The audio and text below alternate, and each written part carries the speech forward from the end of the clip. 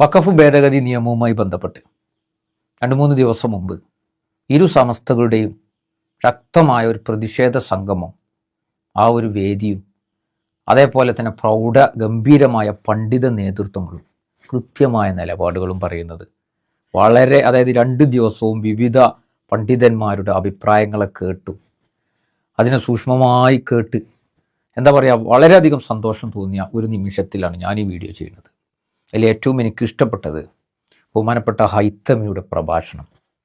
അതായത് വഖഫുമായി ബന്ധപ്പെട്ട് മുനമ്പമാകട്ടെ, വഖഫ് ഭേദഗതി നിയമവുമായി ബന്ധപ്പെട്ടാകട്ടെ, നമ്മളെ ചാനലിലൂടെ പറഞ്ഞ കാര്യങ്ങളെ അങ്ങനെ തന്നെ ഞാൻ മനസ്സിലാക്കുന്നത് ഒന്നും തന്നെ വിടാതെ എല്ലാ പരാമർശങ്ങളും അടങ്ങിക്കൊണ്ട് വളരെ വ്യക്തവും കൃത്യവും നിലപാടോടു കൂടിയും ആർജവത്തോടു കൂടി ഹൈത്തമി ഓരോ കാര്യങ്ങളെ കൃത്യമായി പൊതുസമൂഹത്തിൻ്റെ മുമ്പിൽ അവതരിപ്പിച്ച കാര്യങ്ങൾ കേട്ടപ്പോൾ അതേ വിഷയം തന്നെയാണ് മാസങ്ങളോളമായിട്ട് നമ്മുടെ ഈ ഒരു ചെറിയ പ്ലാറ്റ്ഫോമിലൂടെ പൊതുസമൂഹത്തിൻ്റെ മുമ്പിൽ പറഞ്ഞുകൊണ്ടിരുന്നത് എന്നുള്ളതിൽ വളരെയധികം അഭിമാനം തോന്നി. ഹൈത്തമി പറഞ്ഞത് തന്നെയാണ് മുസ്ലിം സമുദായത്തിൻ്റെയും അഭിപ്രായം. അത് വഖഫ് തന്നെയാണ്.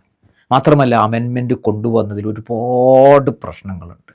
ആ പ്രശ്നങ്ങളെ കൃത്യമായി ഐഡൻറ്റിഫൈ ചെയ്തുകൊണ്ട് മുസ്ലിം സംഘടനകളും മറ്റുള്ള രാഷ്ട്രീയ പാർട്ടികളും മതേതര ചേരികളും ഒരുമിച്ച് നിൽക്കണമെന്ന് പറയുമ്പോഴാണ് പലരും രാഷ്ട്രീയ ലക്ഷ്യത്തോടു കൂടി വിയോജിപ്പും മറ്റുള്ള കാര്യങ്ങളൊക്കെ പറഞ്ഞുകൊണ്ടിരിക്കുന്നത്.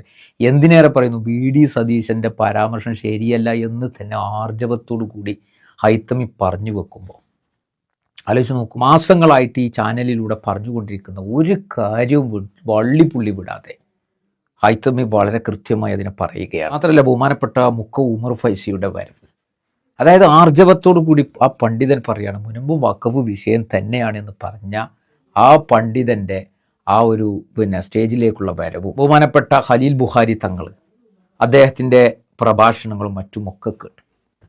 അങ്ങനെ ധാരാളം പണ്ഡിതന്മാർ അണിനിരന്നുകൊണ്ട് രാഷ്ട്രീയത്തെ മതപരമായ ഒന്നിലേക്ക് ഈ സർക്കാരിൻ്റെ വലിയ രീതിയിലുള്ള അജണ്ട വന്നതിനെ തിരിച്ചറിഞ്ഞുകൊണ്ട് ഇരു സമസ്തകളും എടുത്ത നിലപാടുണ്ട്. അത് വല്ലാത്തൊരു ആശ്വാസം നൽകുന്നതെന്നും മാത്രമല്ല വല്ലാത്തൊരു പ്രതീക്ഷ നൽകുന്നു എന്നുള്ളത് പറയാതിരിക്കാൻ നിർവാഹമില്ല. പക്ഷെ മീഡിയ വണ്ണുകാരോട് ഈ വിഷയത്തിൽ പറയാനുണ്ട്, അതും നമ്മൾ ശ്രദ്ധിക്കണം.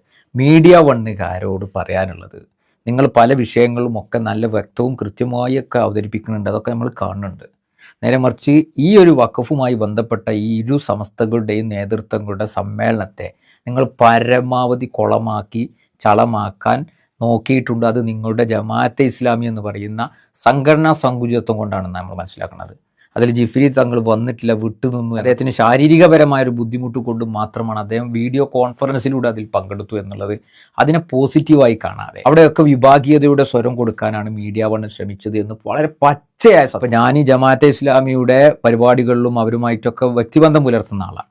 പക്ഷെ അങ്ങനെ തന്നെ നിലനിർത്തിക്കൊണ്ട് നമ്മളൊക്കെ അതിനെ വീക്ഷിച്ചപ്പോൾ നമ്മൾ മനസ്സിലാക്കിയത്, നിഷ്പക്ഷമായി പറയാണ്, നിങ്ങൾ ഈ പണിയെടുക്കാൻ പാടില്ല. നിങ്ങൾക്ക് സംഘടന കുത്തിത്തിരിപ്പാണെന്നുണ്ടെങ്കിൽ അതിന് മീഡിയ വൺ എന്ന് പേരിട്ടിട്ട് ഈ പണിയെടുക്കരുത് എന്നുള്ളത് പച്ചക്ക് പറയാണ്. അത് ശരിയല്ല. അതിന് നിങ്ങൾ സംഘടനാപരമായിട്ട് എന്തെങ്കിലും ആശയ പൊരുത്തങ്ങൾ ഉണ്ടെങ്കിൽ അതിനുള്ള വേദി ഒരുക്കും. അല്ലാതെ ഒരു പൊതു പ്ലാറ്റ്ഫോമിൽ ഒരു മീഡിയയിൽ നിന്നുകൊണ്ട് നിങ്ങൾ ഇപ്പോൾ ഈ വഖഫുമായി ബന്ധപ്പെട്ട് ഇരു സമസ്തകളും നടത്തിയ സമ്മേളനത്തെ അതിനെ വിഭാഗീയത സൃഷ്ടിച്ച് അതിൽ കുത്തിത്തീർപ്പുണ്ടാക്കുന്ന രീതിയിലുള്ള വാർത്തകളാണ് നിങ്ങൾ കൊടുത്തത് എന്നുള്ളത് വളരെ വ്യക്തവും അതെല്ലാവർക്കും ബോധ്യപ്പെട്ട വിഷയമാണ്. പല ആളുകളോടും സംസാരിച്ചപ്പോൾ അത് അങ്ങനെ തന്നെയാണ് അവരെ ചെയ്തത്, ചെയ്യാൻ പാടില്ലാത്തതാണ്. ഇവിടെ ജമാഅത്തെ ഇസ്ലാമിയുടെ പരിപാടികളിലൊക്കെ വഖഫ് സംരക്ഷണവുമായി ബന്ധപ്പെട്ടുള്ള ധാരാളം കാര്യങ്ങളൊക്കെ ഘോരം പ്രസംഗിക്കുന്ന ആളുകൾ അതേ വിഷയത്തിൽ തന്നെ ഇരു സമസ്തയുടെ നേതൃത്വങ്ങളും ഒന്നിച്ചിരുന്നു കൊണ്ട് അവരുടേതായ നിലപാടുകൾ പറയുന്നതിൽ പിന്നെന്തിനാ കുത്തിത്തിരിപ്പുണ്ടാക്കണം? അപ്പോൾ എന്താണ് നിങ്ങളുടെ നിലപാടുകളുടെ ലക്ഷ്യമെന്ന് നമ്മൾ ചോദിക്കേണ്ടി വരില്ലേ? നമുക്കത് സംശയിക്കേണ്ടി വരികയാണ്. അത് ഉണ്ടാകാൻ പാടില്ലാത്തതാണ്. മീഡിയ വണ്ണിൻ്റെ പ്ലാറ്റ്ഫോമിൽ ഇരുന്നു കൊണ്ട് ഇങ്ങനത്തെ പണിയെടുക്കരുത് എന്നുള്ളതാണ് പറഞ്ഞു വരുന്നത്. പിന്നെയുള്ളൊരു വിഷയം, മുജാഹിദ് പ്രസ്ഥാനങ്ങളിലെ നേതൃത്വങ്ങളെ മാറ്റി നിർത്തിക്കൊണ്ടുള്ളൊരു സമ്മേളനമല്ലേ എന്നാണ് എനിക്ക് ഇതിൽ ചോദിക്കാനുള്ളത്. മുജാഹിദ് പ്രസ്ഥാനത്തിൻ്റെ ഏറ്റവും വലിയൊരു നേതാവാണ് ഇപ്പോൾ ഹുസൈൻ മടവൂർ. അദ്ദേഹത്തിൻ്റെ ഒരു പരാമർശം, ഒരു സ്റ്റേറ്റ്മെന്റ് നമ്മൾ കേട്ട് തരിപ്പണായി നിൽക്കുകയാണ് മുസ്ലിം സമുദായം. അതൊരു നിലപാടാണോ? അല്ലല്ലോ. പിന്നെ അങ്ങനത്തെ ഒരു പ്രസ്ഥാന നേതാവിനെ കൊണ്ടുവന്ന് ഇരുത്തേണ്ട ഒരു ആവശ്യമുണ്ടെന്ന് എനിക്ക് തോന്നുന്നില്ല. അതേപോലെ തന്നെ മറ്റ് KNMന്റെ മറ്റു ആളുകളുടെ നിലപാട് ഇതുവരെ വ്യക്തമാക്കിയിട്ടില്ല. എന്താണ് വ്യക്തമാക്കിയത് എന്നുള്ളത് നിങ്ങൾ ഉണ്ടെങ്കിലൊന്ന് കമൻറ്റിൽ വീഡിയോയിലൊന്ന് അയച്ചു എന്നാൽ പിന്നെ നമുക്ക് അതിനെക്കുറിച്ച് സംസാരിക്കാം. അല്ലെങ്കിൽ മുജാഹിദിൻ്റെ എത്രയോ വിഭാഗങ്ങളുണ്ട്, ആ വിഭാഗങ്ങളൊക്കെ ഒരുമിച്ച് കൂടിക്കൊണ്ട് വഖഫുമായി ബന്ധപ്പെട്ട വിഷയത്തിൽ കൃത്യമായ ഒരു പ്രസ്താവന ഇറക്കിക്കോളൂ. സുന്നികളൊപ്പം കൂടണ്ട. അതിവിടെ സംഭവിക്കാത്തടത്തോളം കാലം ഇവിടെ ഐക്യപ്പെട്ടുകൊണ്ട് ഇരു സുന്നി വിഭാഗങ്ങളും നടത്തിയ ആ ഒരു കാര്യത്തെ അതിനെ പോസിറ്റീവായി കാണുന്നു. മാത്രമല്ല അവർ ആ പറഞ്ഞ നിലപാട് ഹൈതമിയൊക്കെ വളരെ വ്യക്തവും കൃത്യവുമായി അതിനെ അവതരിപ്പിച്ചുകൊണ്ട് മുന്നോട്ട് വന്ന ആ ഒരു സാഹചര്യം കാണുന്നു. അത് വലിയ പ്രതീക്ഷ നൽകുന്ന ഒന്ന് തന്നെയാണെന്നുള്ളതാണ്. ഏതായാലും ഇങ്ങനെയുള്ള ഒരുമിക്കലുകൾ പൊതുവിഷയങ്ങളിൽ ഉണ്ടാവട്ടെ.